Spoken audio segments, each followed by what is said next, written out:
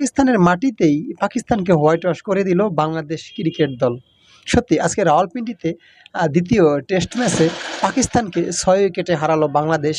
এই যে বিজয়ে পুরো বাংলাদেশের মানুষ মনে হয় যে নতুন করে স্বাধীনতা অর্জন করেছে। নতুন বাংলাদেশ, নতুন করে ক্রিকেট জেগে ওঠা, এই বিষয়টাকে আপনি কিভাবে নিচ্ছেন?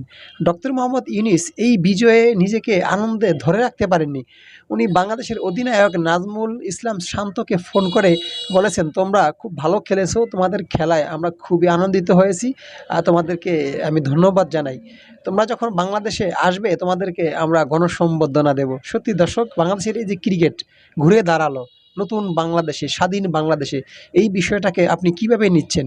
পাকিস্তানের মাটিতে পাকিস্তানকে ১০ উইকেটে হারিয়ে দিয়েছিল প্রথম ম্যাচে, দ্বিতীয় ম্যাচে ৬ উইকেট। অবিশ্বাস্য এক ক্রিকেট, যেখানে লিটন দাস কিন্তু ঘুরে দাঁড়িয়েছেন। ছন্নছাড়া লিটন দাসকে নতুন বাংলাদেশে আমরা নতুন করে দেখতে পেলাম। এই বিষয়টা আপনারা কিভাবে নিচ্ছেন কমেন্টে লিখতে ভুলবেন না।